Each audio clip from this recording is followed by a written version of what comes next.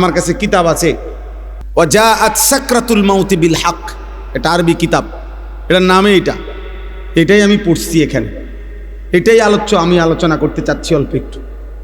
ওইখানে আছে হযরত ওমর ইবনে আব্দুল আজিজ রাহমাতুল্লাহি আলাইহি, বিশ্ববিখ্যাত খলিফা ছিলেন, ইসলামের ইতিহাসের শ্রেষ্ঠ একজন মুসলিম শাসক ওমর ইবনে আব্দুল আজিজ, যাকে ইসলামের পঞ্চম খলিফা বলা হয়। অনেক বড় নেককার বুজুর্গ ছিলেন। ওই কিতাবে লিখছে উনি মাঝে মাঝে কবরস্থানে যাইতেন,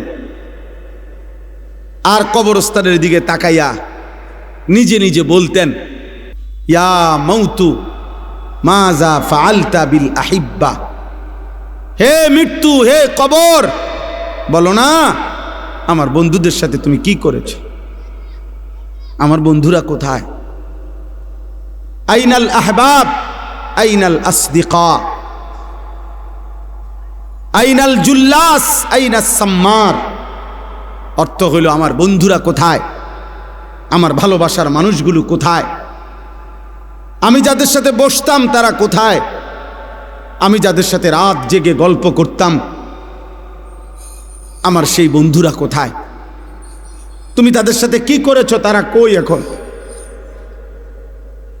হযরত ওমর ইবনে আব্দুল আজিজ বলতেন যে কবর আমাকে জবাব দিত, কবর যেন আমাকে বলে, হে ওমর ইবনে আব্দুল আজিজ, তোমার সেই বন্ধুদেরকে আমি চোখ খুলে ফেলছি, তাদের হাতের কনুই থেকে তাদের শরীর আলাদা করে ফেলছি, তাদের পা হাঁটু তাদের শরীরের গোশত হাড্ডি রেজা রেজা করে পাউডার করে মাটির সাথে মিশায় দিছি। আজ তোমার বন্ধুরা কেউ নাই, আজ তোমার বন্ধুরা কেউ নাই। এজন্য দোস্ত এটা মনে রাখো, আজকে তো ওলামায়ে কেরাম চোখের পানি দিয়ে, মহব্বত দিয়ে, ভালোবাসা দিয়ে কত আহাজারি করতেছে তোমাদের কাছে। জীবনের সবচেয়ে বড় আফসোসের বিষয় রে ভাই, একটা ছেলে হলে মনে রাখো, এর চাইতে লজ্জা, এর চাইতে দুঃখ আর কি হইতে পারে যে বছরের পর বছর, দিনের পর দিন ওলামায়ে কেরাম মুসলমানের কাছে একটু নামাজ ভিক্ষা চাইতে আছে যে কদ্দুর নামাজ পড়েন। এটা কোনো হিন্দুর কাছে বলতেছে না, এটা কোনো ইহুদিরে বলে না, মুসলমানের কাছে বলতেছে। এর চাইতে আফসোস আর কি হইতে পারে?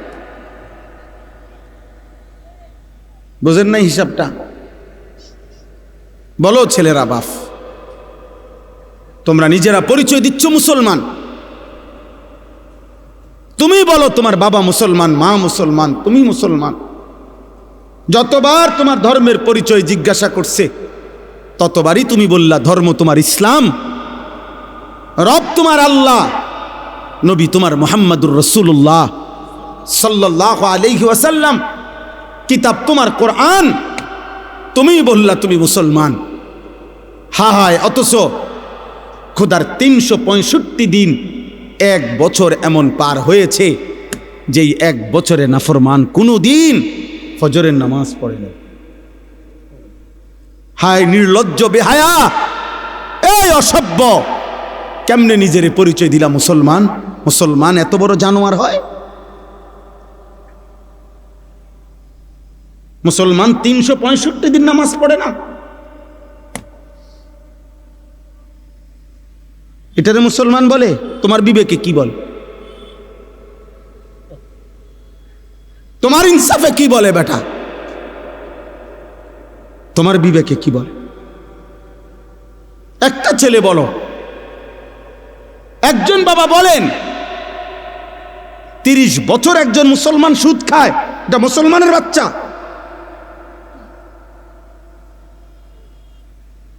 একটা মুসলমান 30 বছর ওজনে কম দেয় প্রত্যেক দিন, এটা মুসলমান?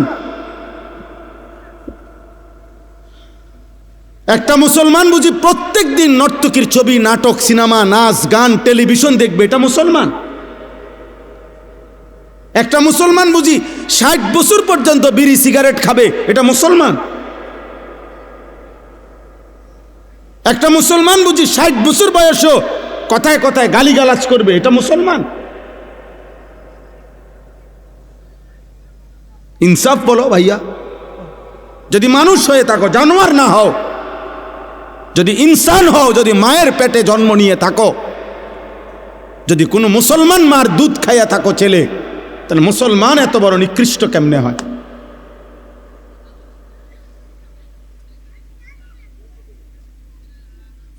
বলো ভাই। রাসূলুল্লাহ সাল্লাল্লাহু আলাইহি ওয়াসাল্লামের সাহাবী হযরতে আনাস ইবনে মালিক, বিখ্যাত সাহাবী আনাস রাদিয়াল্লাহু তাআলা আনহু, নবীজির খাদেম ছিলেন। এই সাহাবী আনাস রাদিয়াল্লাহু তাআলা আনহু ওমর রাদিয়াল্লাহু তাআলা আনহুর জামানায়, হযরতে ওমর যখন ইসলামের দ্বিতীয় খলিফা ছিলেন, তখন পারস্যে একটি যুদ্ধে মুসলিম সাহাবারা যুদ্ধের ময়দানে সাহাবায়ে কেরাম এক টানা 24 ঘন্টা, মানে সারা দিন যুদ্ধ করছে, সারা রাত যুদ্ধ করছে। ঘটনাচক্রে ফজরের মুহূর্তে যুদ্ধের ময়দানের অবস্থা এমন তীব্র ছিল যে কোনোভাবে চূড়ান্ত মুখোমুখি দুশ্মনে আর মুসলমানে সাহাবেরা এভাবে ভিতরে ঢুকে গেছে যে যুদ্ধের তীব্র লড়াই চলতেছিল। ওই কিতাবে স্পষ্ট সব তারিখে আছে।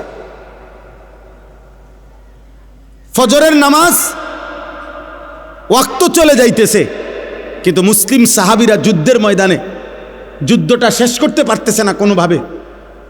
কিন্তু ওনারা তীব্র আক্রমণ কইরা শেষ পর্যন্ত যখন আল্লাহ মুসলমানদের বিজয় দিছে, কিন্তু ঘটনাচক্রে এরই মধ্যে সূর্য উঠে গেছে, ফজরের ওয়াক্ত শেষ হয়ে গেছে। সাহাবায়ে কেরাম সূর্য উঠার পরে গিয়া ফজরের নামাজ কাজা করছে। এই একবার আমি নিজে ইতিহাসের নির্ভরযোগ্য কিতাবে পড়ছি রে ভাই। কিতাবে আছে হযরত আনাস রাদিয়াল্লাহু তাআলা আনহু পরবর্তীতে মৃত্যু পর্যন্ত, আনাস রাদিয়াল্লাহু তাআলা আনহু লম্বা হায়াত পাইছিলেন, উনি অনেক হায়াত পাইছেন, 90-এর ঊর্ধ্বে।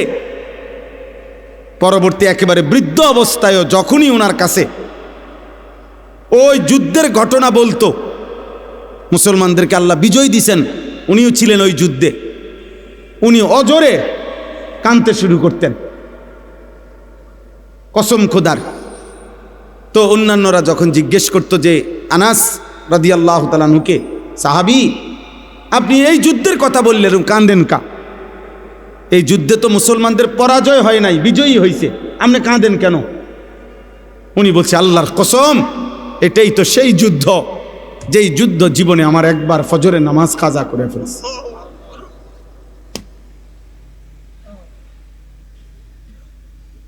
যেই যুদ্ধ আমার জীবনে একবার ফজরের নামাজ কাজা, ওটা মনে হইলেই উনি চিৎকার দিয়া কাঁদতেন, হায় আমার জীবনে একবার তো, একদিন আমার জীবনে ফজরের নামাজ তো কাজা হয়েছে, এটা তো সেই যুদ্ধ, আমি বিজয় দিয়ে করব কি, আমার তো ফজর ছুটে গেছে।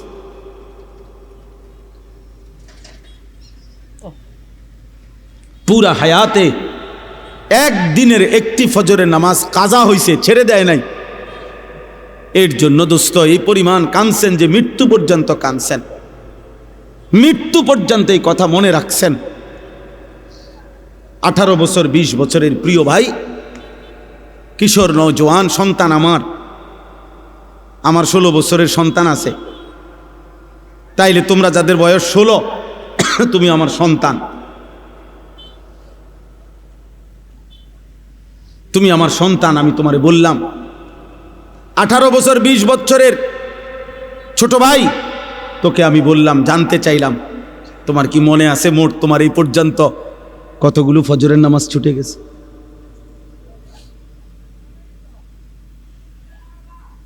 বলো ভাই। হুজুর এই মাত্র ফজরের নামাজের কথা বললে। আহা, রাসূলুল্লাহ সাল্লাল্লাহু আলাইহি সাল্লাম স্পষ্ট বলছেন, লা ইয়াশহাদুহুমা মুনাফিকুন, এশার নামাজ এবং ফজরের নামাজে উপস্থিত হয় না কে? নবীজি পরিষ্কার বলছে, মুনাফিকুন, মুনাফিক। নবীজি স্পষ্ট বলছে যে ফজরের নামাজ পড়ে না সে মুনাফিক, যে এশার নামাজ পড়ে না সে মুনাফিক। তো সুপারিশ মিলবে কার থেকে বাবা? হ্যাঁ, যিনি সুপারিশ করবেন উনি তো তোমাকে বললেন মুনাফিক। তো তোমার সুপারিশ করবে তোমার কোন আব্বায়, তোমার কোন বাপে সুপারিশ করবে? হ্যাঁ, সুপারিশ কি? নবীর সুপারিশ মানে এটার কোনো নিয়ম কানুন নাই। নবী সাল্লাল্লাহু আলাইহি সাল্লাম দুনিয়াতে নাফরমান মৃত্যু পর্যন্ত বিড়ি খাইতে থাকবে, আর মরলেই হাসরের ময়দানে নবী সুপারিশ করে জান্নাত, এই তো না? সুদ খাইতে খাইতে কবরে যাবে, নবীজি হাসরের ময়দানে জান্নাত দিয়ে দিবেন সুপারিশ করে, এই তো সুপারিশ নাকি? কথা বলেন না কেন? এই সুপারিশ। তুমি যুবক নারী দেখতে দেখতে, উলঙ্গ ছবি দেখতে দেখতে, আরে নাফরমান বেনামাজি এই সেজদাবিহীন কপাল নিয়ে তুমি কবরে যাইবা, আর নবী তোমারে সুপারিশ করে জান্নাত দিয়ে দিবে, এইটা নি সুপারিশের অর্থ? কে বলছে এই কথা? কোনো নিয়ম কানুন নাই, কোনো কাগজপত্র নাই, কোনো ফাইলপত্র নাই। আহা আহ, ধোকা দিছে অনেকের, যে কতক্ষণ ডুললে আর গজল গাইলে আর দুইয়ান দুইয়ান জিলাপি খাইলে আর মুখে শুধু কইবা বিড়ি খাও আর সিগারেট খাও, সুদ খাও আর ঘুষ খাও, বেড়ি তোমার পর্দা করুক বা না করুক, হালাল হারাম মানো আর না মানো, শুধু কইবা নবীরে ভালোবাসি। এটা মুখে কইলে সারব, এটা মুখে কইবা শুধু, এটা মুখে শুধু বলবা, গুনাহ ছাড়তে হবে না, বন্দেগী করতে হবে না, এমনি এমনি সুপারিশ হয়ে যাবে। সুপারিশের মানে এই হাউজে কাউসারের পানি আপনি সাফ কলের পানি আপনি সিপ দিবেন আর পানি পড়ে যাব, এটার জন্য কোনো কাগজপত্র দেখাইতে হবে না, এটার জন্য কোনো আমলনামা দেখাইতে হবে না। তাহলে এই জন্য একটা ছেলেকে বললাম, একজন বাবাকে বললাম, যারা ফজরের নামাজ, আমার শায়েখ, আমার হুজুর, আমার উস্তাদ, আমার মুরব্বী বলছেন, আমি এই জন্য ওই কথার তাকিদ করলাম। ফজরের নামাজ মুমিনের নামাজ, ফজরের নামাজ দ্বারা, প্রিয় ভাই ছেলেরা, বাবা শোনো বাপ, এটা কঠিন কিছু না, মোটেই কঠিন কিছু না। 4 রাকাত নামাজ কঠিন না, একটা মোবাইলে অ্যালার্ম দিয়ে রাখলেও উঠা যায়। আবার ঘুমাও, ফজরের পরে লাগলে তোমার ঘুম বাকি থাকলে তুমি আবার ঘুমাইও, ফজরের নামাজ পড়ার চেষ্টা না করলে। বিশ্বাস করেন এটা জরুরি বিষয়, এটা জরুরি বিষয়। ফজরের নামাজ অভ্যস্ত হইতেই হবে। রাসূলুল্লাহ সাল্লাল্লাহু আলাইহি ওয়াসাল্লাম বলছেন এটা, যে ফজর পড়ে না সে মুনাফিক। হযরত আব্দুল্লাহ ইবনে ওমর রাদিয়াল্লাহু তাআলা আনহুমা বলছেন, নবীজির জামানায় ফজরের নামাজের অনুপস্থিতি দেখে আমরা মুনাফিক চিনতাম। হযরত আব্দুল্লাহ ইবনে মাসউদ বলছে, নবীজি সাল্লাল্লাহু আলাইহি সাল্লাম কারো ঈমানের ব্যাপারে সন্দেহ করলে তাকে ফজরের নামাজে তালাশ করতেন, যদি ভাবতেন সে মুনাফিক কিনা তাহলে তাকে ফজরের নামাজে তালাশ করতেন। 2 দিন 3 দিন ফজরে অনুপস্থিত দেখলে নবী বলতেন, হ্যাঁ আমি এমনটাই ভাবছিলাম যে আসলে সে মুমিন না মুনাফিক। এই জন্য দোস্ত, সব ছেলেরে বলি, প্রিয় ভাই আমার এই কথা মনে রাখো, জুমার নামাজ দিয়া, জুমার নামাজের অনেক ফজিলত, কিন্তু জুমার নামাজের মাধ্যমে মুমিন এবং মুনাফিক চিহ্নিত হয় না ফজরের নামাজ দিয়া। ফজরের নামাজ, ফজরের নামাজ, তুমি তো মনে করছো জুমার নামাজ, না না, জুমার নামাজের নেকি আছে অনেক, কিন্তু তুমি মুমিন নাকি মুনাফিক এটা পার্থক্য করার প্রমাণ, মাপকাঠি হলো ফজরের নামাজ। ফজরের নামাজ।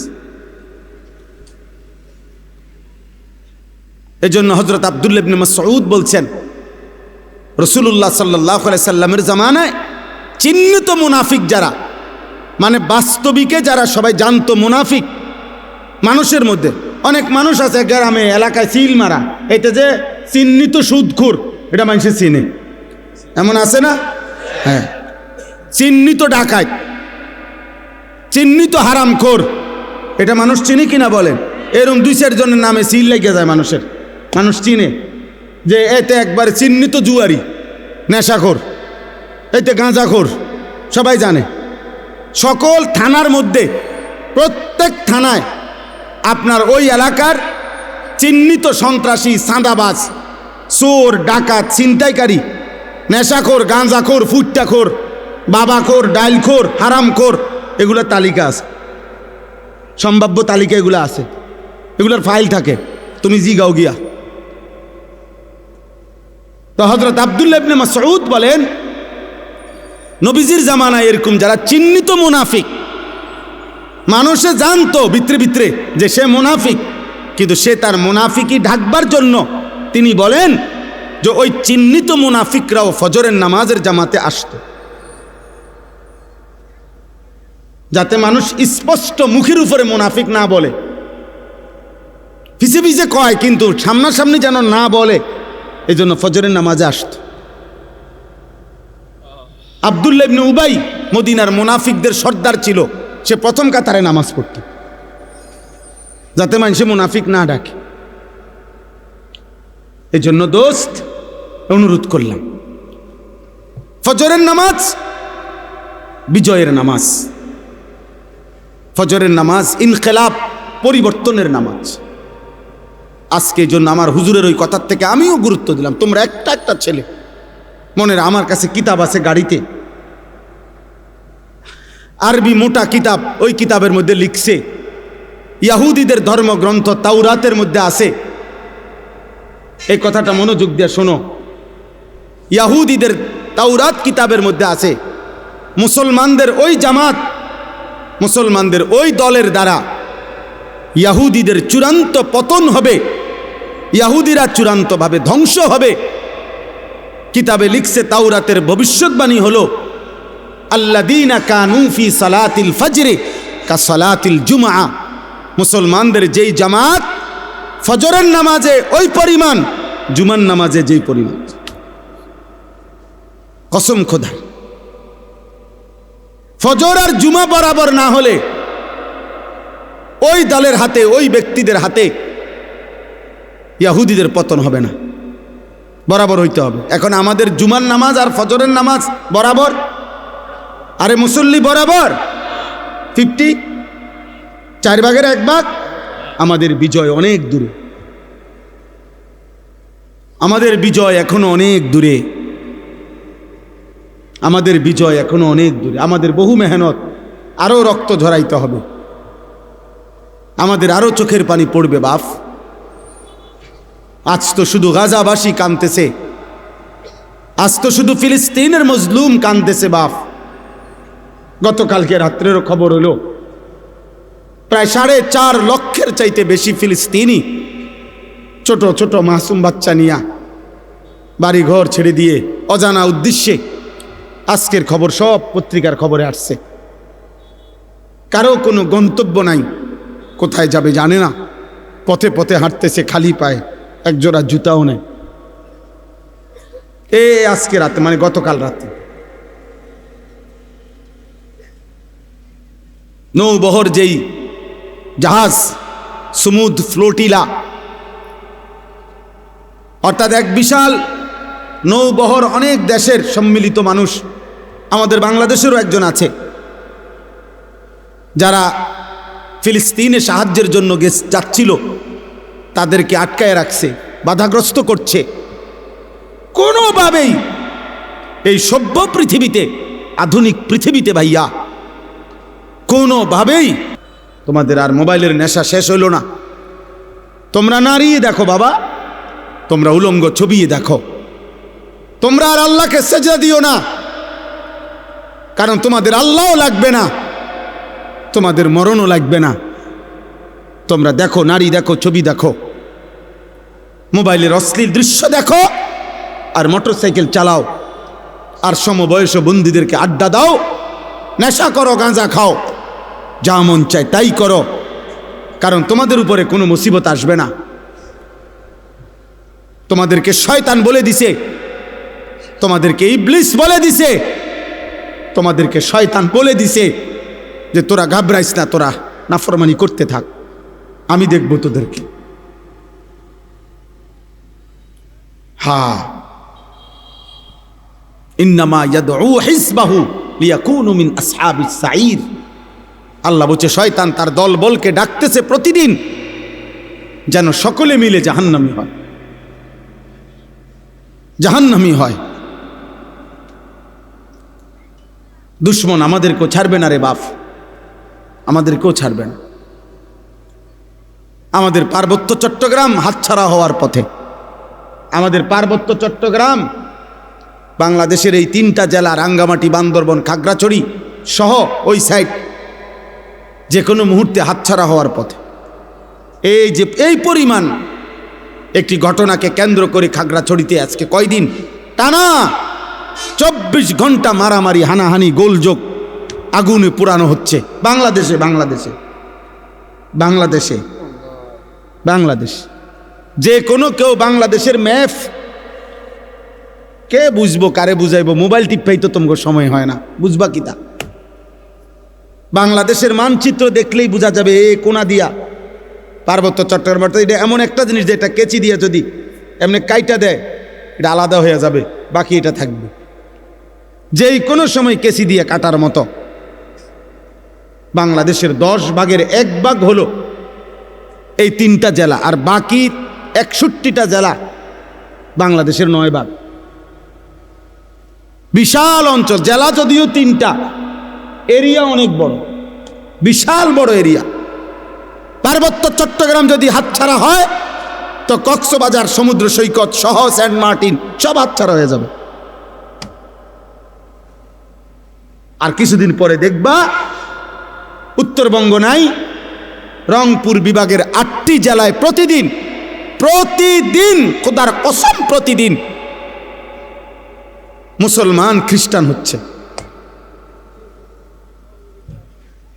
তো একদিন, বেশি দিন আর লাগবে না, বিখ্যাত থালা যখন হাতে নিবা তখন আর মোবাইলের এমবিও থাকবে না, আর তোমার মোবাইলের আব্বাও থাকবে না, তোমার ফেসবুকও থাকবে না, ইউটিউব। আমি দায়িত্ব নিয়ে বলছি, বুঝা শুনে বলছি। আমি দিন রাত 24 ঘন্টা আমার মূল ফিকির, মূল কাজ, মূল মেহনত মুসলমানের নওজওয়ানকে নিয়ে ভাবা। তোমরা ভিক্ষা করবা, ভিক্ষা করবা বললাম, কেউ তোমার প্লেটে একটা ভিক্ষাও দিবে না। গাজাবাসীর সন্তান, তুমি দেখো আজকের খবর নাও, ওরা জানে না, ওরা এই ছোট ছোট বাচ্চা, এক এক বাচ্চার কাঁধের মধ্যে, পিঠের মধ্যে, হাতের মধ্যে বাটি, বক্স, গাঁটটি, কত কিছু বোঝা, পায়ে জুতা নাই। ও জানে না ও কোথায় যাচ্ছে।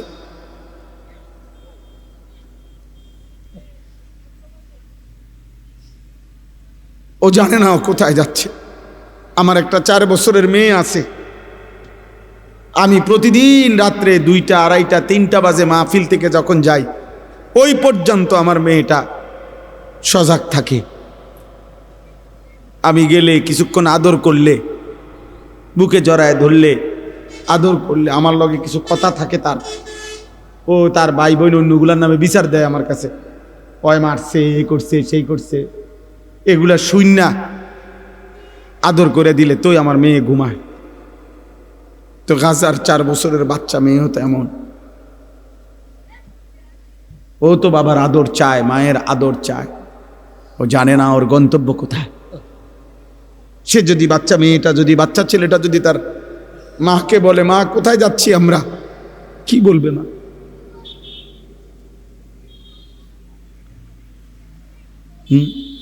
কি ভাবছো ছেলেরা? আমরা তোমাকে চেহারা দেখলেই তো বুঝি। অধিকাংশই মাগরিবের নামাজ পড়ো নাই, অধিকাংশই এশার নামাজ পড়ো নাই। যুবক, চেহারা দেখলেই বুঝি, চেহারার মধ্যে কোনো দয়া মায়ার চিহ্ন নাই, চেহারার চুল দেখলে বোঝা যায় না মুসলমানের বাচ্চা না বেঈমানের বাচ্চা। চুল দেখলে বোঝা যায় না। প্রতিদিন যত্ন করে 300 টাকা খরচ করে, সপ্তাহে 15 দিনে 1 মাসে 300-500 টাকা খরচ করে, আহা মুসলমান বেঈমানের মতো, ওই কুত্তাদের মতো, মুশরিকের মতো চুল রাখতেছ। একজন চুল কাটার পিছনে সময় ব্যয় করতেছে ঘন্টার পর ঘন্টা, অথচ 12 কিলোমিটার পায়ে হাইটা। পত্রিকা আসছে গাজার একটা বাচ্চা 12 কিলোমিটার পায়ে হাইটাও একটা রুটি পায় নাই। এরপরে যখন একটা রুটি নিচে ফিরে আসতেছিল তখন বুলেটের আঘাতে ওই বাচ্চাটা ঝাঁঝরা হয়ে গেছে। ক্ষুধার্ত সন্তান আর রুটি খাইতে পারে নাই। আল্লাহ যেন বলছে, আমি তোরে জান্নাত থেকেই মেহমানদারি করব।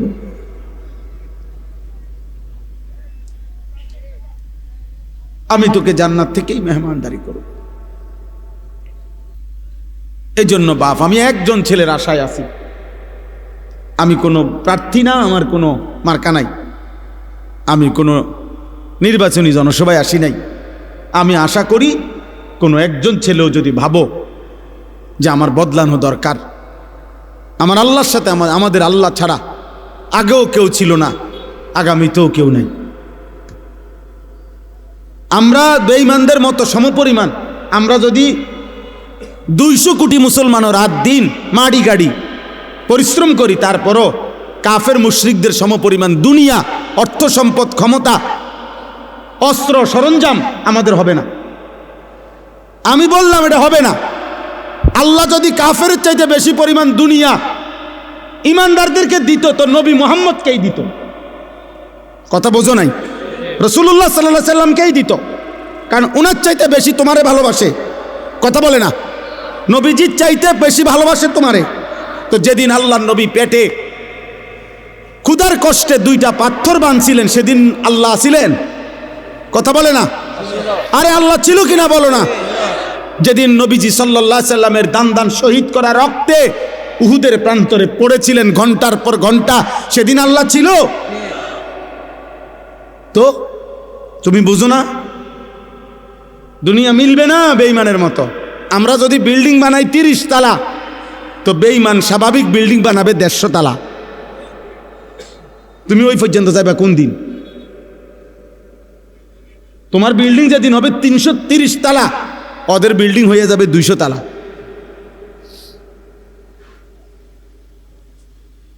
হ্যাঁ, এই জন্য হবে না। আমাদের মাধ্যম একটাই, আমাদের আল্লাহ।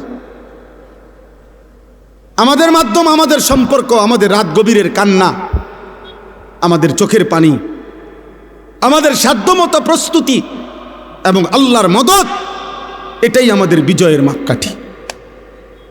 তাহলে এখন আমার দুঃখের কথা এটাই শুধু, যে না আমাদের কাছে সমপরিমাণ কাফের মুশরিকদের কিছুই নাই, আবার আমরা আল্লাহর সাথে সম্পর্ক ছিন্ন করে ফেলতেছি।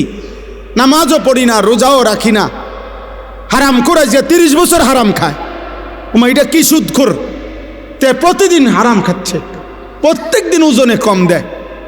যার স্ত্রী বেপর্দা, এই অসভ্য মহিলা প্রতিদিন বেপর্দা। যার ঘরে টেলিভিশন চলে, তার ঘরে প্রত্যেক দিন নাটক, সিনেমা, নর্তকীর ছবি চলে। কিরে ভাই, আল্লাহর সাথে আমরা এইভাবে সম্পর্ক বিচ্ছিন্ন করলাম কেন? তাহলে আল্লাহর সাথেও আমরা সম্পর্ক ছেড়ে দিলাম।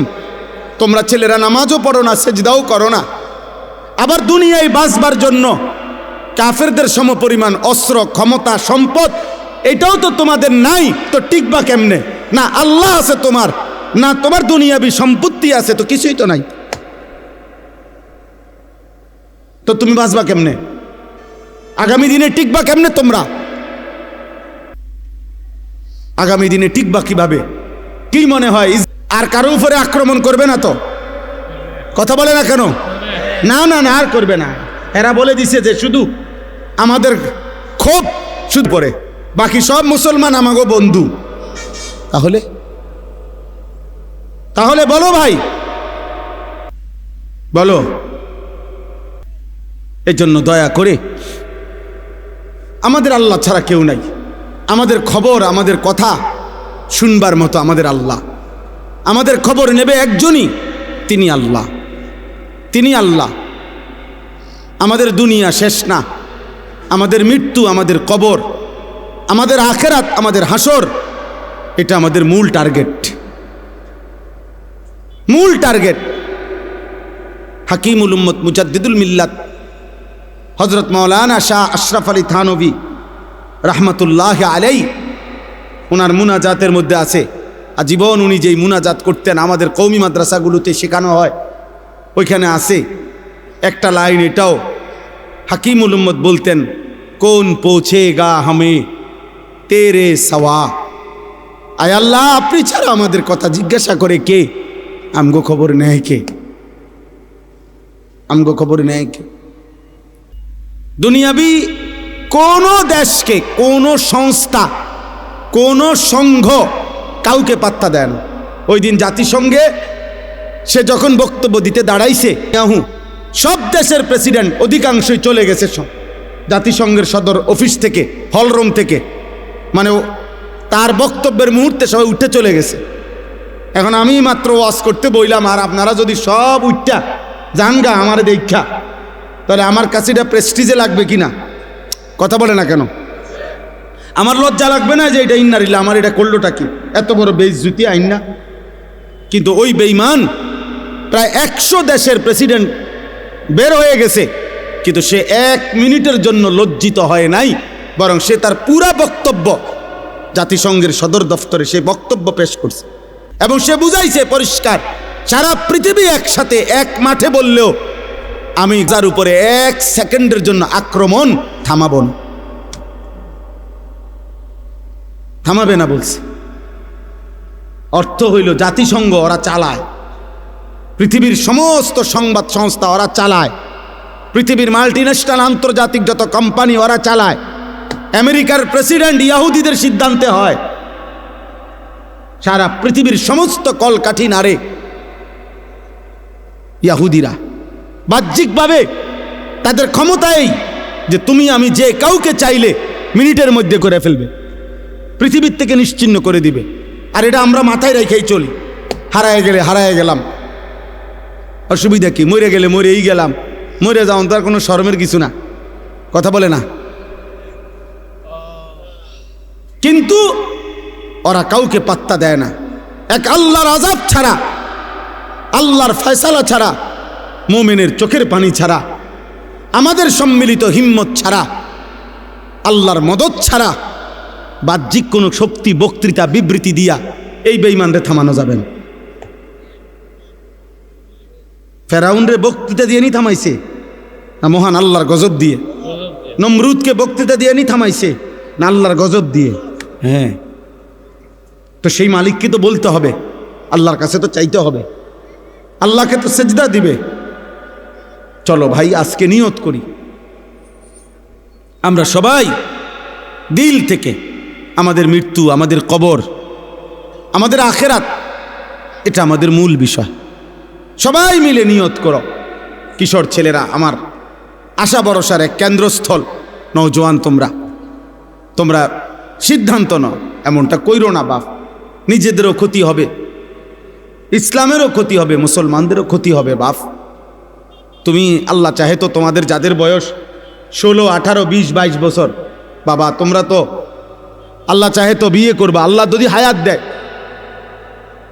তো, আল্লাহ যদি দেয় তোমাদেরও সন্তান হবে একদিন ইনশাআল্লাহ। আল্লাহ যদি বাঁচায় তোমাদেরকে, তুমি ভেবে দেখো বাপ, আগামী 20 বছর পরে যদি তুমি বা তোমার পরিবার, বংশধর, সন্তানের নিরাপত্তা না থাকে, কি হবে বাপ? গুনাহ তো আযাব টেনে আনে। কোরআনুল কারীমে আছে কিনা, আল্লাহ এটা বারবার বলছে কিনা, আমাদের সমস্ত আযাব গজব দুনিয়াতে যা হয় কিসের কারণে? গরু ছাগলের গুনার কারণে। কার গুনাহ? কার গুনাহ বলেন না? মানুষের গুনাহ। বিমা কাসাবাত আইদিন নাস, মানুষের হাতের কামাই। বিমা কাসাবাত আইদিকুম, আল্লাহ বলছে তোমাদের হাতের কামাই। আমাদের গুনাহ না গরু ছাগলের গুনাহ? গরু ছাগলের তো কোনো গুনাহই নাই, কুকুর বিড়ালের তো কোনো গুনাহই নাই।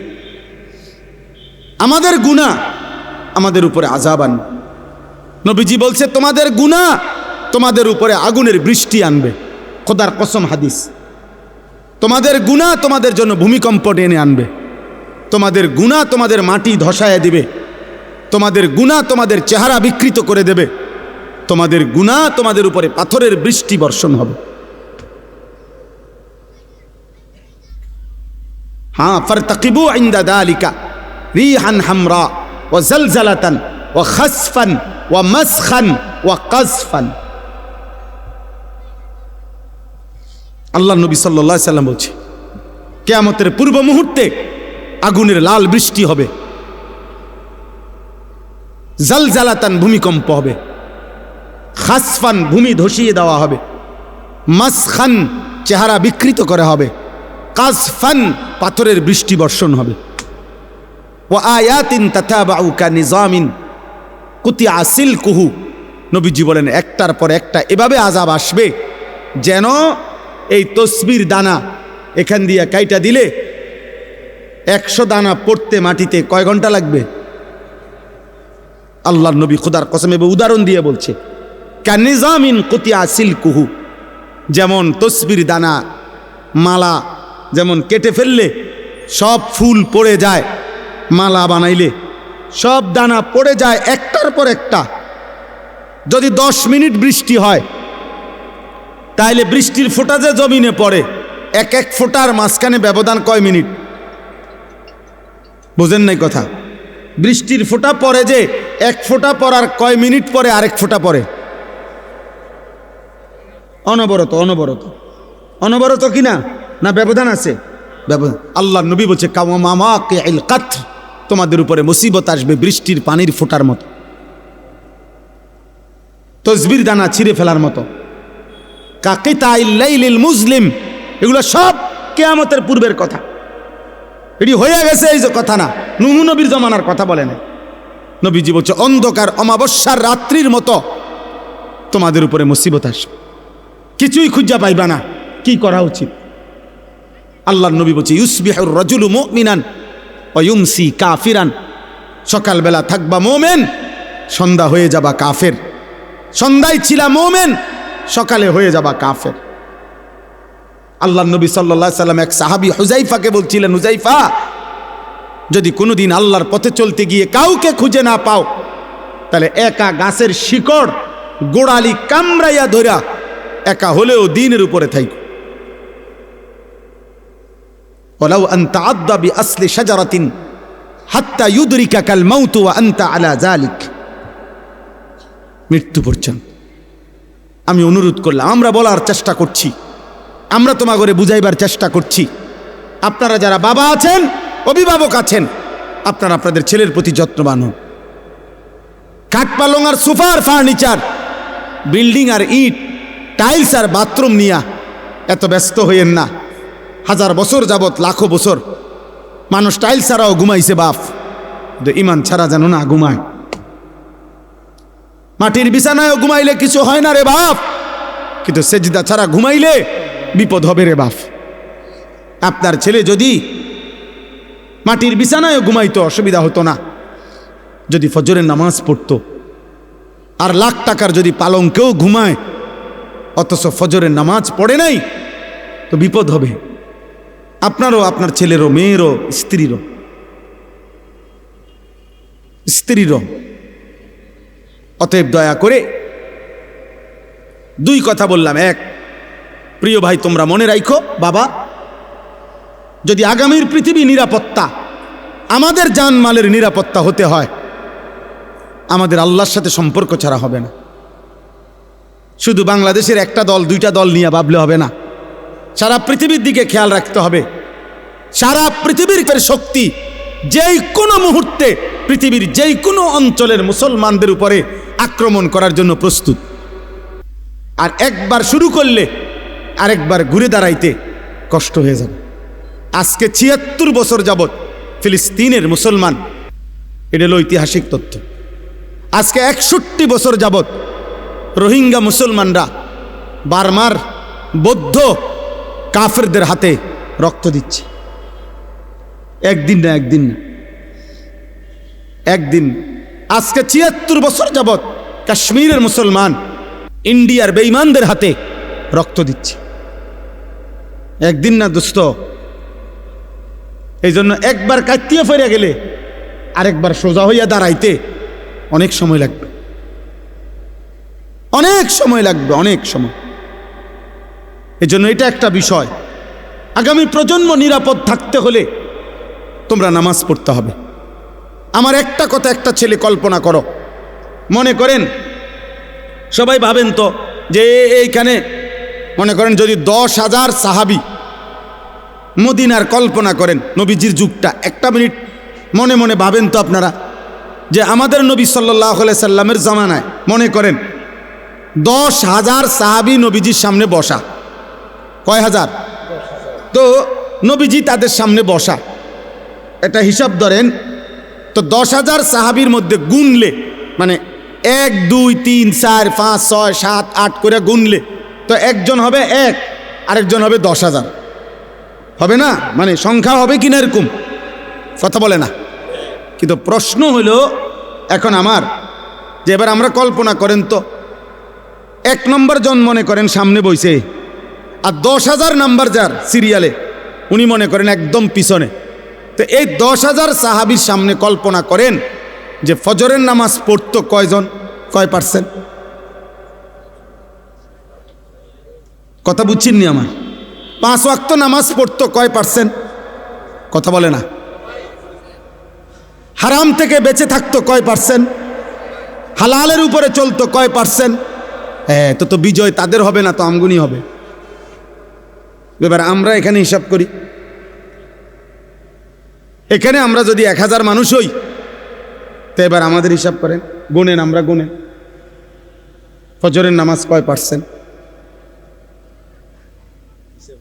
মোবাইলে নারী দেখে না, ছবি দেখে না, উলঙ্গ দৃশ্য দেখে না, আমি জানি। 16 বছরের ছেলের হালাত কি, 14 বছরের ছেলের হালাত কি, ক্লাস 9-এর ছেলের হালাত কি। অসংখ্য যুবক নওজোয়ান কিশোর মৌলানা সাহেব জিনা করতে করতে ক্লান্ত হয়ে গেছে, বেবিচার করতে করতে ক্লান্ত হয়ে গেছে। এমন ছেলেও 1000 বার চোখের পানি ফেলে আমগো কাছে দোয়া চাইছে, দোয়া চায় যে সারা রাত উলঙ্গ ছবি দেখে, যার নিজের লজ্জাস্থান নিজের হাত দ্বারা শেষ করে দিছে।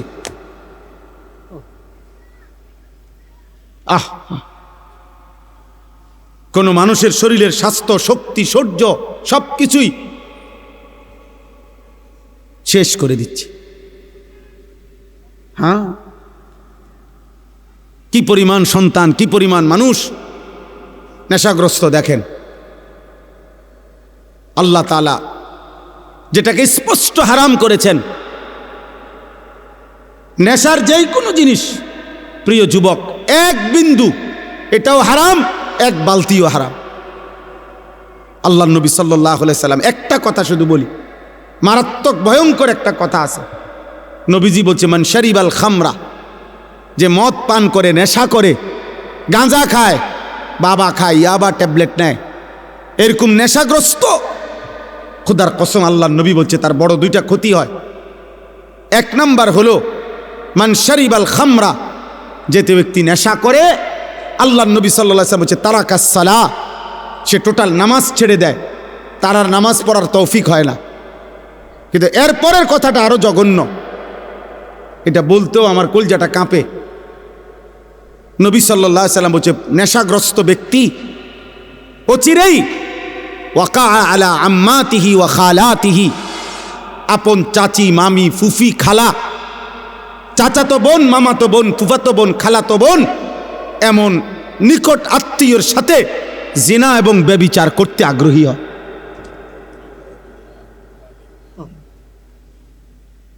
আল্লাহর কসম নবী বলছে।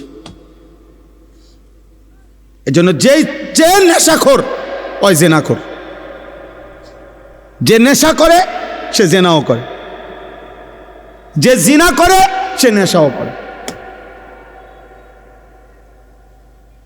হ্যাঁ, যেখানে গান বাদ্য হয় সেখানে জিনা ব্যভিচার হয়, যেখানে জিনা ব্যভিচার হয় সেখানে গান বাদ্য হয়। এই তিন জিনিস একসাথে, নেশা, নারী, গান একসাথে, এক প্যাকেজ, এক প্যাকেজ। যেখানে মদের আড্ডা সেখানে গানেরও আড্ডা, নারীরও আড্ডা। যেখানে নারীর আড্ডা সেখানে মদেরও আড্ডা, গানেরও আড্ডা। আল্লাহ আমাদেরকে হেফাজত করেন, আল্লাহ আমাদেরকে হেফাজত করেন। এজন্য প্রিয় ছেলেরা, আমার এই শেষ তর্জমাটা শুনেন, আমার কথা শেষ। আল্লাহ তাআলা বলেন, ওয়ালাকাদ খালাকনাল ইনসানা, আল্লাহ আমাদেরকে আমাদের মৃত্যুর কথা মনে করায় দেওয়ার জন্য, মৃত্যুর কথা আল্লাহ কয়েকটা কথা বলছে। এক নম্বর, আল্লাহ বলে, শোনো, আমি আল্লাহই প্রত্যেকটা মানুষকে সৃষ্টি করেছি। এক, ওয়া না'লামু মা তুওয়াসবিসু বিহি নাফসু, আল্লাহ তাআলা বলে প্রত্যেকের অন্তরের গভীরে যত গুনাহের কুমন্ত্রণা, গুনাহের আগ্রহ আমি আল্লাহ জানি, লুকাইতে পারবা না আমার। আল্লাহ থেকে লুকানো সম্ভব? কথা বলেন না, উঠাউঠি করেন না। আর 5টা মিনিট শেষ, আমার তর্জমা বললেই শেষ। দোয়া করে যাও ভাই, ছেলেরা কষ্ট করছো, দোয়া করো, দোয়া করে যাও। এরপরে ওয়া নাহনু আকরাবু ইলাইহি মিন হাবলিল ওয়ারিদ, আল্লাহ বলে যেই রগগুলোর মাধ্যমে, শিরা উপশিরার মাধ্যমে শরীরের ভিতরে সারা দেহে রক্ত সঞ্চালন হয়, আমি আল্লাহ তোমার ওই রগ রেশা শিরা উপশিরার চাইতেও কাছে। এই 3টা জিনিস প্রথম আল্লাহ বলছে। এক, আমি তোমাকে বানিয়েছি। 2, তোমার অন্তরের গভীরে যা আছে, যা মনে হয় দিলের ভিতরে, আমি তা জানি। 3, আমার আল্লাহ বলেন তোমার গর্দান সহ সারা দেহের রগ রেশা শিরা উপশিরার চাইতেও আমি কাছে। 4, ইজিয়াতালাক্কাল মুতালাক্কিয়ানে আনিল ইয়ামিনে ওয়া আনিশ শিমালি কাঈদ, আল্লাহ বলে তোমার ডানে বামে 24 ঘন্টা আমার 2 জন ফেরেশতা মোতায়েন আছে। তুমি আড়াল করবা কেমনে, লুকাইবা কার কাছে?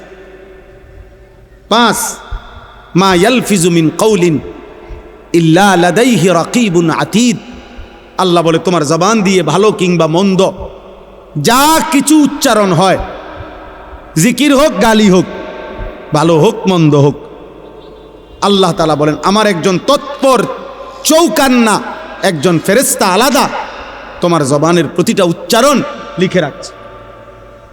আলাদা আরেকটা ফাইল হইতেছে। এই 5টা কথা আল্লাহ বলছে যে বান্দা, এক হলো আমি তোমাকে সৃষ্টি করেছি। 2, তোমার অন্তরের শেষ কোণায় ভিতরে যা আছে আমি তাও জানি। 3, এই মাশাআল্লাহ দেখেন, একটা মজার বিষয় হলো এই অনুভূতি জাগলে ভালো। এই যে ওই ছেলে মোবাইল ছবি উড়াইতে চাইছিল, আরো 3-4 জন একসাথে ধমক দিছেন। তার মানে ওনারা এতক্ষণের জন্য হইলেও বুঝছেন যে এটা হুজুর পছন্দ করে না। মাশাআল্লাহ, আল্লাহ আপনার ঘরে বরকত দান করে। সবাই একটু একটু করে কইলেও হবে, সবাই একটু একটু করে বললেও। বাপ যদি চোখের এক ফোঁটা পানি ফেলেও যদি ছেলেটাকে বলতো, বাপ তোরে কষ্ট করছে আমি ছোট্টবেলার থেকে, বাপ আদর করে করে বড় করছি রে বাপ, তুমি আমার আল্লাহর নাফরমানি করো না বাপ, তুমি নামাজ পড়ো। একজন স্বামী ইচ্ছা করলে প্রয়োজনে স্ত্রীর কাছে এক ফোঁটা চোখের পানি ফেলেন, ফেলে বলেন, বিবি তোমার আমি অনেক ভালোবাসি, তুমি আল্লাহর ওয়াস্তে বেপর্দা হইও না, তুমি বেনামাজি থাইকো না রে। নিয়ত করো, চলো আমরা 2 জনে একসাথে নামাজ পড়ে যেন আখিরাত আমরা 2 জনই জান্নাতি হই। হাদিসের মধ্যে আছে, জান্নাতি বান্দাকে যদি, আরে মিয়া 70,000 না, যদি 70 কোটি জান্নাতের হুরও দেওয়া হয়, তারপরেও দুনিয়ার স্ত্রী যদি জান্নাতি হইতে পারে, খোদার কসম ওই স্বামীর জন্য দুনিয়ার স্ত্রীর তৃপ্তির চাইতে, সুখের চাইতে 70 কোটি হুরের সুখ বেশি হবে না, হালাল স্ত্রী যতটা আনন্দময় হবে। হ্যাঁ, কারণ সে যুদ্ধ করে কষ্ট সহ্য করে জান্নাতি হয়েছে, আর হুর তো জান্নাতেই তৈরি হয়েছে। এজন্য 70 কোটি না 70,000 কোটি হুরের চাইতেও দুনিয়ার স্ত্রী দাম, যদি সে জান্নাতি হয়। আল্লাহ কোরআনে বলছে উদখুলুল জান্নাতা আনতুম ওয়া আজওয়াজুকুম তুহবারুন। বাহ! আল্লাহ বলছে জান্নাতে, হাসরের ময়দানে আল্লাহ বলবে তোমরা তোমাদের স্ত্রী যাদের নেককার, তোমরা তোমাদের বিবিদেরকে সাথে নিয়ে তোমরা হাসতে হাসতে উদখুলুল জান্নাহ, জান্নাতে ঢোকো, জান্নাতে ঢোকো। এক লগেই তো ঢুকতে দিছিল, স্বামী স্ত্রীরা এক লগেই তো দিছিল। ইয়া আদম উসকুন আনতা ওয়া যাওজুকাল জান্নাহ, এক লগেই তো থাকতে দিছিল। আদম এবং হাওয়া এক লগে থাকতে দিছিল না? হ্যাঁ, বুঝা গেল স্বামী স্ত্রী নেককার হলে এই মজাটাই আলাদা, এই জান্নাতটাই আলাদা। আল্লাহ আমাদেরকে তৌফিক দান করেন। ওয়াজাআত সাকরাতুল মাউত বিল হক। আল্লাহ বলেন, এই দেখেন শেষ কথাটা বোঝেন। আল্লাহ বলে বান্দা তোমাকে আমি বানিয়েছি, আমি তোমার ভিতরেরটাও জানি, আমি তোমার শিরা উপশিরা রগ রেশারও কাছাকাছি। আমার 2 জন ফেরেশতা তোমার ডানে বামে, আমার আরেকজন ফেরেশতা তোমার জবানের সব লিখে রাখে। এই ব্যবস্থাপনার এই বেষ্টনীর ভেতরেই একদিন ভালো করো আর মন্দ করো, কাজে লাগাও আর নষ্ট করো, এই অবস্থায় একদিন সত্য সত্য তোমার মৃত্যু যন্ত্রণা শুরু হয়ে যাবে আর তোমার মৃত্যু হয়ে যাবে। যালিকা মা কুনতা মিনহু তাহিদ, যেই মৃত্যু থেকে তুমি পলায়ন করতে চেয়েছিলে, যেই মরণ তুমি চাও নাই কোনোদিন, তুমি না চাইলেও সেই মরণ একদিন চলেই আসবে। আসবে তো? কথা বলেন না? অতএব আপনি বুদ্ধিমান হন আর বেকুব হন, চালাক হন আর বোকা হন, আপনি মরে যাবেন। আপনি হাসেন কিংবা কাঁদেন, মরে যাবেন। সুখে থাকেন কিংবা দুঃখে থাকেন, মরে যাবেন। 3 বেলা খানা খান আর উপাস থাকেন, মরে যাবেন। রাজপ্রাসাদের অট্টালিকায় থাকেন আর জীর্ণ কুঠির কুড়ে ঘরে থাকেন, মরে যাবেন।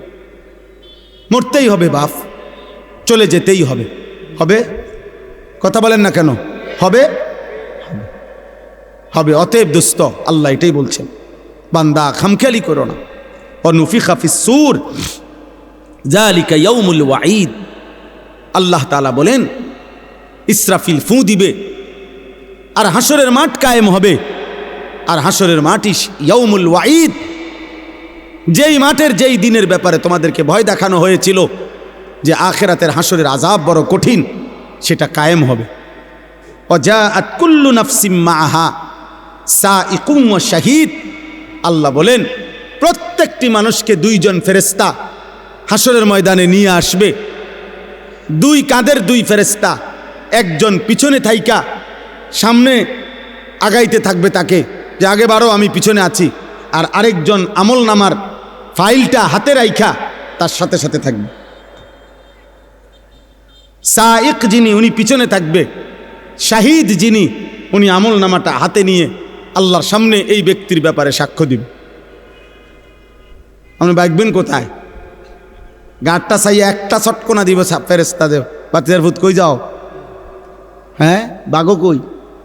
পিছনেও একজন আছে, সাথেও আমি আছি, কই যাবা? আসো, হাসরের ময়দানে আসো। ইয়াউমা ইদিন ইয়াসদুরুন নাসু আশতাতা লিইউরাউ আমালাহুম। আসো, আমলনামা দেখতে আসো। এখন দেখবা, এখন দেখবা ফিডা কারে কয়, এখন দেখবা লাথি কারে কয়, এখন দেখবা নারীর মজা, এখন বুঝবা জিনার মজা, এখন বুঝবা নেশার বোতলের মজা, এখন বুঝবা। এক এক লাথি দিয়া দিয়া যখন জাহান্নামে ফেলবে, হ্যাঁ হ্যাঁ আমি মজাক করে বলছি, লাথি দিয়ে দিয়ে জাহান্নামে ফেলবে। জাহান্নামে কোনো জাহান্নামীকে হাঁটাইয়া নেওয়া হবে না, লাথি দিয়ে দিয়ে নেওয়া, ধাক্কা দিতে দিতে নেওয়া হবে। কোনো জাহান্নামী স্বাভাবিক হেঁটে জাহান্নামেও যেতে পারবে না, লাথি দিতে দিতে নিবে, ধাক্কা দিতে দিতে। খুজুহু ফাগুল্লু সুম্মাল জাহিমা সাল্লু। সর্বশেষ আল্লাহ বলেন লাকাদ কুনতা ফি গাফলাতিন মিন হাদা। বান্দা এই মৃত্যু থেকে তুমি পলায়ন করেছিলে, গাফেল ছিলে, তুমি মনে করছিলে তুমি মরতা না। ফাকাশাফনা আনকা গিতাআকা ফাবাসারুকা আল-ইয়াওমা হাদীদ। মৃত্যুর মাধ্যমে, কথাটা এটা বোঝেন, এটার অর্থটাই সংক্ষেপে, মানে কোনো ব্যক্তি মৃত্যুবরণ করে মানে হলো তার চোখটা বন্ধ হয়। তো চোখ বন্ধ হলে আমরা মনে করি বেটার চোখ বন্ধ হয়ে গেছে, অতএব সে আর কিছুই দেখবে না, মরে গেছে। আল্লাহ বলে, না বান্দা, চোখ বন্ধ করলে বাহ্যিক দৃষ্টিতে তুমি দেখছো মরা গেছে, এ দুনিয়া আমি বন্ধ করে দিছি আর কি, কিন্তু এইবার কবরে নিয়া আমি আল্লাহ এই চোখের এই পর্দা সরাইয়া দেব। এইবার ফাবাসারুকা আল-ইয়াওমা হাদীদ, এবার তোমার চোখ হয়ে যাবে এতটা পরিষ্কার যে কবরের থেকে তুমি জান্নাত পর্যন্ত দেখবে অথবা জাহান্নাম। এখন তো তুমি বেশি দূর দেখো না, তখন তোমার চোখের পাওয়ার হবে এমন, কবরে বসেই তুমি জাহান্নামের আযাব দেখবে। আর এভাবে যতদিন কিয়ামত না হবে ততদিন তুমি কবরে থাইকেই ছটফট করবা জাহান্নামের ওই আযাব দেখা। আর নেককার জান্নাতের নিয়ামত দেখা খুশিতে হাসতে থাকবে, খুশিতে হাসতে থাকবে। হ্যাঁ, মজার কোনো বিষয়ে মানুষ আগের থেকে কল্পনা তো মজা পায়। বিরিয়ানি খাইব যখন মনে হয়, আমরা ছাত্র জীবনে যেদিন শুনতাম বিরিয়ানি দিব, আলহামদুলিল্লাহ আগের দিন থেকেই একটা মানসিক মনটার মধ্যে একটা প্রস্তুতি থাকতো যে রবিবারে বিরিয়ানি দিব,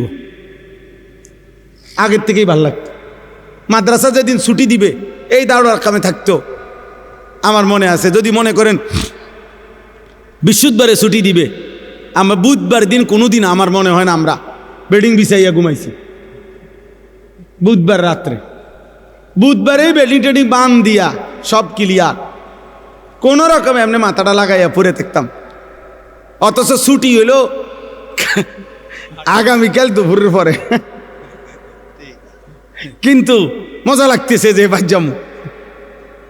তো জান্নাতি বান্দা জান্নাত দেখেই মজা পাইতে থাকবে আর বলবে, ইয়া রব্বি আকিমিস সাআ, আল্লাহ কিয়ামত হয় না কা, ইসরাফিল ফু দে না কা, হাত্তা আরজিআ ইলা আহলি, আমি আমার পরিবার, আমার হুরেরা, আমার জান্নাতে যামু না আমি।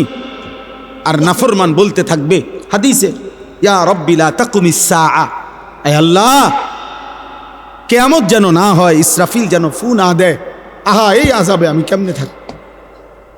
আল্লাহ আমাদেরকে হেফাজত করেন।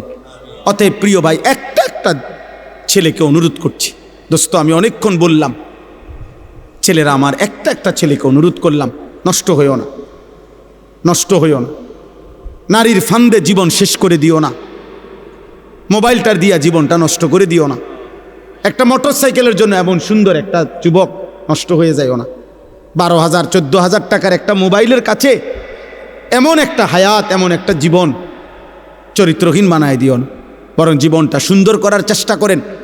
প্রত্যেকের কাছে অনুরোধ, নবী সাল্লাল্লাহু আলাইহি সাল্লামের একটা সুন্নাত আমল করবেন। আল্লাহ তাআলা আমাদেরকে তৌফিক দান করেন। আল্লাহর কথার উপরে সামান্যতম তুচ্ছ তাচ্ছিল্য করা, এটা কুফরি, কুফরি, ডাইরেক্ট কুফরি। ইস্তেহজা কুফরি, মানে ঠাট্টা করা, তুচ্ছ তাচ্ছিল্য করা, কোনো কথা দ্বারা, শব্দ, আচরণ, উচ্চারণ দ্বারা। প্রিয় ভাই, একটা হলো আমল না করা, আর একটা হলো অবজ্ঞা করা। দাড়ি না রাখা এটা কবিরা গুনাহ, কিন্তু অবজ্ঞা করা, টিটকারি করা, বিদ্রুপ করা কুফরি। এটা জরুরি কথা, কিন্তু এজন্য ফাইজলামি সবখানে না, মস্কারি সব জায়গায় না। তুমি না শুনলে কোনো সমস্যা নাই, আমি তো আগেই বললাম, কিন্তু আল্লাহর কথা শতভাগ মনোযোগ দিয়ে শুনতে হয়। কোরআনুল কারীমের মধ্যে বারবার আল্লাহ তাআলা এই কথাটা বলছেন, ফাসতামিউ লাহু ওয়া আনসিতু। আমার কোরআন আল্লাহ আদেশ করেছেন তোমরা মনোযোগ দিয়ে শোনো এবং চুপ থাকো, লাআল্লাকুম তুরহামুন। আল্লাহ তাআলা বলেন যদি মনোযোগ দিয়ে শোনো, চুপ থাকো, আমি আল্লাহ ওয়াদা করলাম অবশ্যই তোমাদের উপরে রহমত বর্ষিত হবে। এই সরাসরি আল্লাহর ওয়াদা। এজন্য যে আল্লাহর কথা মনোযোগ দিয়ে শুনবে, চুপ থেকে শুনবে, আল্লাহ তার উপরে রহমত বর্ষণ করবে। রহমত বর্ষণ করবে মানে কি? তাফসিরে রুহুল মাআনিতে আছে তৌফিকুত তাআ, ইউওয়াফিকুহুত তাআ। আল্লাহ তাআলা তাকে ওই কথাগুলোর উপরে আমল করার, আনুগত্য করার, আমল করার তৌফিক দান করবে। হযরত এইমাত্র বললেন আমার পরম শ্রদ্ধেয় উস্তাদ, বাংলাদেশের মুরব্বী, বাংলাদেশের হাজারো লাখো উলামায়ে কেরামের অভিভাবক, হেফাজতে ইসলাম বাংলাদেশের সংগ্রামী মহাসচিব আল্লামা শায়েখ সাজিদুর রহমান দামাত বারাকাতুহুমুল আলী একেবারে ছোট্টবেলায় জিন্দেগির প্রথম মাদ্রাসার পড়ালেখা বলতে যা বুঝায় আমি সেটা দারুল আরকামই পড়ছি। হুজুর আমার উস্তাদ, উস্তাদ না শুধু অনেক প্রিয় উস্তাদ, আমাদেরকেও ব্যক্তিগতভাবে অনেক আদর করে, অনেক আদর। সর্বপ্রথম যাদেরকে দিয়ে, সর্বপ্রথম যেই বেস দিয়া দারুল আরকাম মাদ্রাসা, ওই মেড্ডা পীরবাড়ি চালু হয়েছে যেখানে, আমি সেই বেসের ছাত্র। আমাদেরকে দিয়েই মাদ্রাসা চালু হয়েছে। সেই এই মসজিদ, পুরান মসজিদের কাজ, রাস্তার সামনে যেই মসজিদটা আমরা নিজেরা কাজ করছি, এই মসজিদ মিস্ত্রিরাও করছে, আমরাও কাম করছি। একবেলা পড়ছি, একবেলা মসজিদের কাজ করছি, ছাদ ডালাইয়ের কাজও আমরা করছি, আলহামদুলিল্লাহ। তো যাই হোক, বলার উদ্দেশ্য হলো হুজুর এইমাত্র বললেন যে আমল মাকসাদ, বললেন না এখন আমল মাকসাদ। তো আল্লাহ তাআলার কথা যদি কেউ মনোযোগ দিয়ে শুনে, আল্লাহর ওয়াদা যে তোমার উপরে রহমত বর্ষিত হবে, মানে হলো আল্লাহ তাআলা তোমাকে আমলের তৌফিক দিবে। প্রিয় ভাই, আসলে অনেক মানুষ আছে ফিরতে চায়, ফিরতে পারে না। মাঝে মাঝে মন চায় নামাজ পড়তে, সময় কুলায় না, অথবা মানসিকতাই হয় না। অনেকের আছে অনেক গুনাহ ছেড়ে দিতে মন চায়, কিন্তু কে যেন তারে ফিরায় রাখে। তাহলে আল্লাহ তাআলা কাউকে ইবাদতের তৌফিক দেওয়া, এটা আল্লাহর নিয়ামত, এটা আল্লাহর নিয়ামত। এই জন্য আল্লাহর কথা মনোযোগ দিয়ে শুনতে হবে, আজকে না সব সময়। প্রিয় ছেলেরা, কিশোর নওজোয়ান ভাই, মহব্বত করেই আসছো, আমরা বুঝি, ভালোবেসেই আসছো। তো মনে করো আমারে মহব্বত করে আসছো, তো এটার মাকসাদ কি? যে উনি কোরআন সুন্নাহর কিছু কথা বলবে, এগুলো আমি শুনবো, এই নিয়তেই আসছো। তাহলে আয়সা যদি তামসা করো, তাহলে আসলা কেন ভাই? আয়সা যদি তুমি মোবাইল নিয়েই ব্যস্ত থাকো, তো আসলা কেন ভাইয়া? আয়সা যদি তুমি বুট বাদামি খাও, তো আসলা কেন? বুট বাদাম কি পৃথিবীতে আর কখনো মিলবে না? বুট বাদাম কি বেচা কিনা আজকেই শেষ? কথা বলেন না? তাইলে শুধু শুধু এটা তো একটা ম্যাজিক না যে সার্কাস দেখাইলাম, আমি আইলাম, আপনারা দেখলেন, এটা তো কোনো কথা না বাপ। আমি এই জন্যই বললাম, দয়া করে সমস্ত ছেলে বাবা সবার কাছে অনুরোধ, আল্লাহর কথা মনোযোগ দিয়ে শুনতে হবে।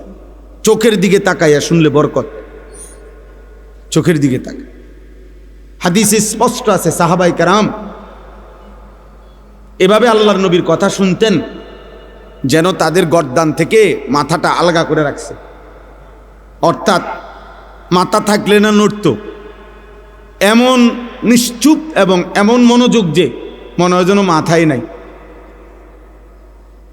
আবার কোন হাদিসের মধ্যে আছে কাআন্না আলা রুউসিনা তাইর। তো সাহাবায়ে কেরাম বলতেছেন কাআন্না আলা রুউসিনা তাইর, আমরা নবীজির চারপাশে বসলাম নবীজির কথা শুনতে, এতটা মনোযোগ যে যেন আমাদের মাথার উপরে পাখি বসছে। তো কোনো মোটা ডালের মধ্যে পাখি বসে, যেই ডাল নড়ে না, চিকন পাতলা ডালে, গাছের ডাল আর কি, যেটা শুধু নড়ে হালকা বাতাসেই, এটার মধ্যে পাখি বসে না, কারণ এ তো শুধু নড়ে। তো এজন্য এতটাই স্থির মাথা, যে এত মনোযোগ যে যেন মাথার উপরে আইসা পাখি বসছে। রাসূলুল্লাহ সাল্লাল্লাহু আলাইহি সাল্লামের কথা সাহাবায়ে কেরাম এভাবে শুনতেন। হাদিসের মধ্যে আছে রাসূলুল্লাহ সাল্লাল্লাহু আলাইহি সাল্লাম আসরের নামাজের আগে একদিন মসজিদে নববীতে দাজ্জালের ব্যাপারে বয়ান করছেন। দাজ্জালের, শেষ জামানার সবচেয়ে বড় বিপদ, ফিতনা। একজন ইমানদারের উপরে সবচেয়ে বড় বিপদ হলো, ইমানের সবচেয়ে বড় পরীক্ষা হলো দাজ্জালের ফিতনা। নবী সাল্লাল্লাহু আলাইহি ওয়াসাল্লাম বলছে, মা বাইনা খালকে আদম ইলা কিয়ামিস সাআ আকবারা মিন ফিতনাতিদ দাজ্জাল। আদম সৃষ্টির পর থেকে কিয়ামত পর্যন্ত একজন মুমিনের জন্য দাজ্জালের চাইতে বড় কোনো ফিতনা নাই। নবী সাল্লাল্লাহু আলাইহি ওয়াসাল্লাম বলছে। এই দাজ্জালের ব্যাপারে নবীজি আসরের নামাজের আগে বয়ান করছেন সাহাবাদের কাছে। দাজ্জালের সবচেয়ে বড় বিপদ হলো দাজ্জাল মানুষকে ঈমান হরণ করে কোটি কোটি মুসলমানকে মাত্র 40 দিনের মধ্যে বেঈমান কাফের বানায় ফেলবে। একেবারে প্রকাশ্য কাফের, আচরণগত কাফের না, ডাইরেক্ট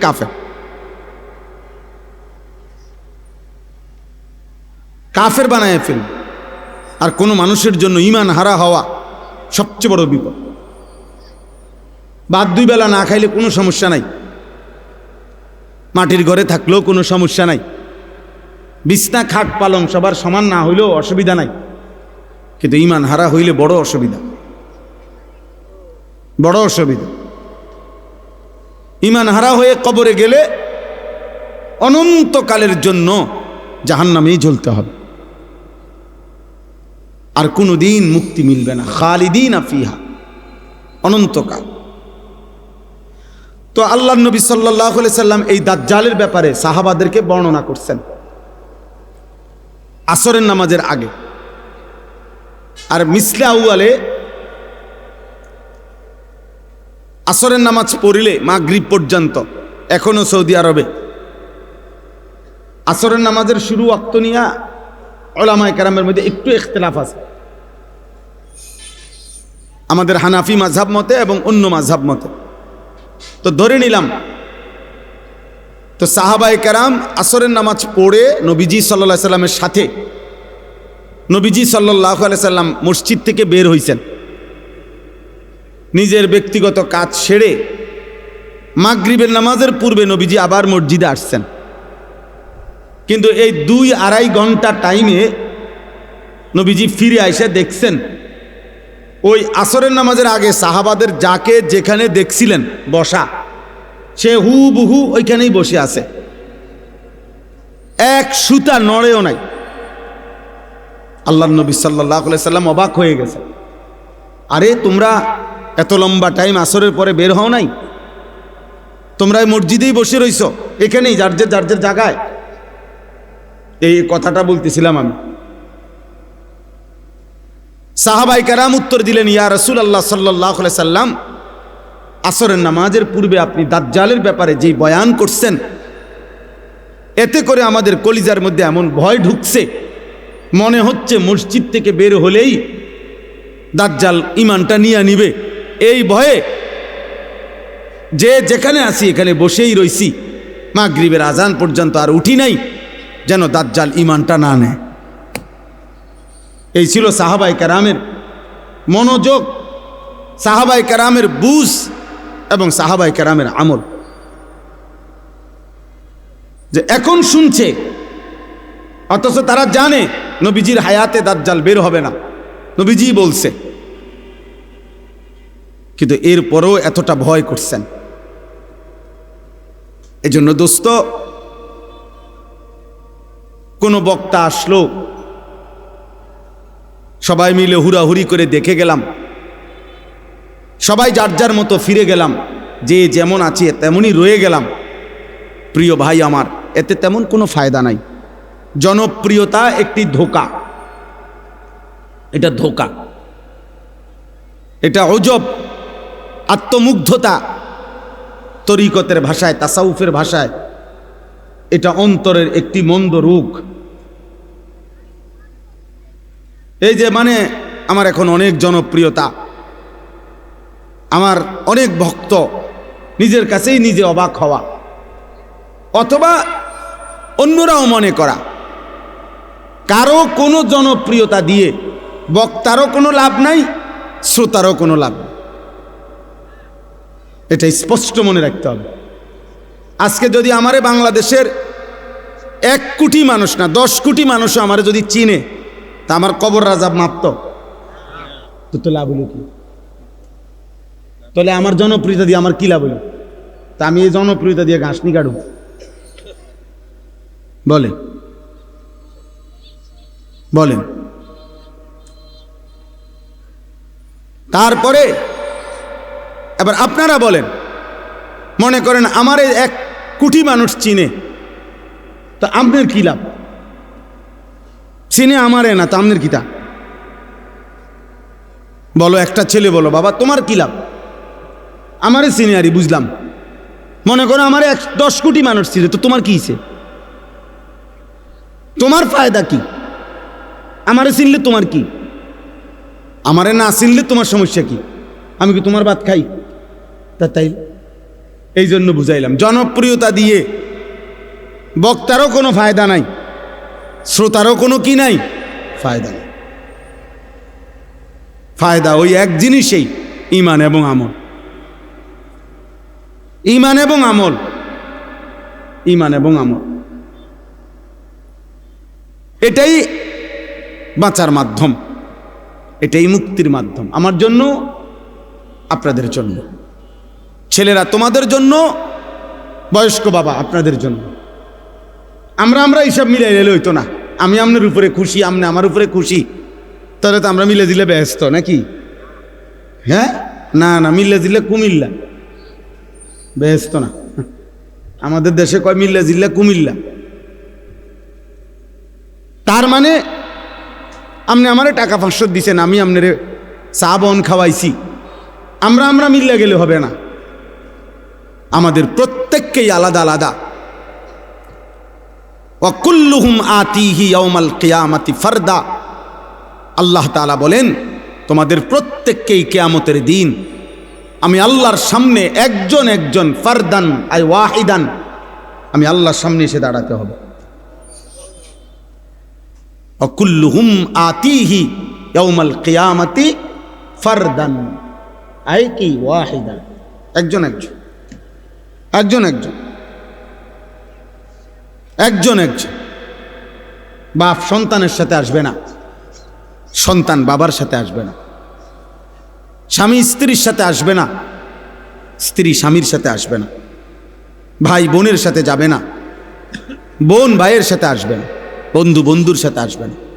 ইয়াউমা ইয়াফিরুল মারউ মিন আখিহি ওয়া উম্মিহি ওয়া আবিহি ওয়া সাহিবাতিহি ওয়া বানি। ভাইয়া অন্যদিকে তাকায়ও না ভাই, ওরা বসবে, যারা বসার তারা বসবে। নওজোয়ান এদিকে তাকাও। তাইলে আল্লাহ তাআলা বলেন, হাসরের ওই কঠিন ময়দানে ভাই ভাই থেকে পলায়ন করবে, মা পলায়ন করবে, বাবা পলায়ন করবে, স্ত্রী পলায়ন করবে, সন্তানগুলো পলায়ন। এরপরে আর থাকে কি? এরপরে আর কে থাকে? লিকুল্লি ইমরিইম মিনহুম ইয়াউমাইদিন শা'নুন ইউগনি। আল্লাহ তাআলা বলেন, প্রত্যেকেই নিজেকে নিয়ে ব্যস্ত হবে। ইয়া রাব্বি নফসি নফসি, ইয়া রাব্বি নফসি নফসি। আদম থেকে ঈসা, ১৬ লাখ আম্বিয়া, ১৬ লক্ষ নবী কিংবা বেশি কম, এক বন্ধু ব্যতীত, এক মদিনার বন্ধু ব্যতীত সমস্ত আম্বিয়ায়ে কেরামও বলবে, ইয়া রাব্বি নফসি নফসি। আল্লাহ আমাকে বাঁচান, আমাকে বাঁচান, আমাকে বাঁচান, আমাকে বাঁচান। হযরত ইব্রাহিম আলাইহিস সালাম ইসমাঈলকে দেখবে, ডাকবে না, কিতাবে আছে। হযরত ইয়াকুব আলাইহিস সালাম ওনার ছেলে ইউসুফ আলাইহিস সালামকে দেখবে, কিন্তু ডাকবে না। অথচ এটা সেই ইউসুফ দুনিয়ার হায়াতে, যিনি এই ছেলের ভালোবাসায় 40 বছর চোখের পানি ফেলছে। ওয়াবিয়াদ্দাত আইনাহু মিনাল হুজন ফাহুয়া কাযীম। কোরআনে আল্লাহ বলছে ইউসুফের বিরহে কানতে কানতে ইয়াকুবের দুইটা চোখ সাদা হয়ে গেছে, অন্ধ হয়ে গেছে, কিন্তু আজকে হাসরের মাঠে দেখার পরেও ডাকবে না। মুসা আলাইহিস সালাম ওনার বোন এবং মাকে দেখবে, কিতাবে আছে মুসা নবী বলবে লা আসআলুকাল ইয়াউমা উম্মি ওয়ালা উখতি, আয় মাওলা মাকেও চাই না বোনকেও চাই না, বাল আসআলুকাল ইয়াউমা নাফসি, আজ শুধু আমি আমাকে বাঁচাইতে চাই।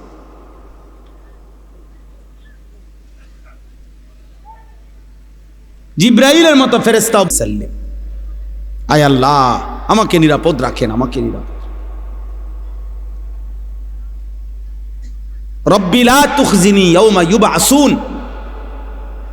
ইব্রাহিম আলাইহিস সালামের মতো নবী কোরআনে আছে, আল্লাহ বলছেন, আল্লাহর কাছে দোয়া করছেন ইব্রাহিম নবী, যে আয় আল্লাহ কিয়ামতের দিন যখন সবাইকে কবর থেকে উঠাবেন সেদিন আমারে বেইজ্জতি করেন। রব্বি লা তুখজিনি ইয়াউমা ইউবআসুন, আল্লাহ হাসরের ওই কঠিন দিনে আমারে বেইজ্জতি করবেন না। ইব্রাহিম আলাইহিস সালামের মতো নবী বলছে ভাইয়া তুমি কে আমি কে, তুমি আমি কে? আল্লাহ তাআলা কোরআনুল কারীমের মধ্যে বারবার বলছে বন্ধু আমার আপনি আখিরাত দিবসের ভয় দেখান, ওয়া আনজিরিন নাস, মানুষকে আপনি ভয় দেখান, আখিরাতের ভয় দেখান। কোরআনুল কারীমের মধ্যে আছে আখিরাত হাসরের ময়দানের আযাব দেখে জাহান্নামী বলবে রব্বানা আখিরনা ইলা আজালিন করিব নুজিব দাওয়াতাকা ওয়া নাত্তাবিউর রুসুল। আল্লাহর কাছে বলবে নাফরমান যে আল্লাহ দুনিয়ায় একটু সময়ের জন্য ফেরত যেতে দেন, এবার যদি দুনিয়ায় ফিরতে পারি আপনার সব কথা মেনে নেব, আপনার রসুলের কথাগুলোও মেনে নেব। আল্লাহ তাআলা বলবেন না বান্দা, ইতিপূর্বে দুনিয়ায় থাকাকালীন তুমি ভেবেছিলে এমন একটা হাসরের দিন হবে না, আর তুমিও মনে করছিলা তোমার এই সুখ আর নিয়ামত, তোমার এই মাতবুরি আর অহংকার, তোমার এই যৌবন আর সুস্থতা, মা লাকুম মিন জাওয়াল, এগুলো আর কোনোদিন শেষ হবে না। তুমি এই ফুর্তিতে আর এই তামসাতেই, হায় নওজোয়ান তোমরা ভেবেছো এটা, তুমি আর কোনোদিন বুড়া হইবা না। তুমি ভেবেছো তুমি কোনোদিন হাড্ডি গোশত তোমার আর কোনোদিন দুর্বল হবে না। তুমি ভেবেছো তুমি কোনোদিন কবরে যাইবা না। তুমি এটাই মনে করছো, এটাই ভেবেছ। তুমি মনে করেছো বন্ধুদের এই আড্ডা অনন্তকাল, এই রং তামাশা এই ফুর্তি অনন্তকাল।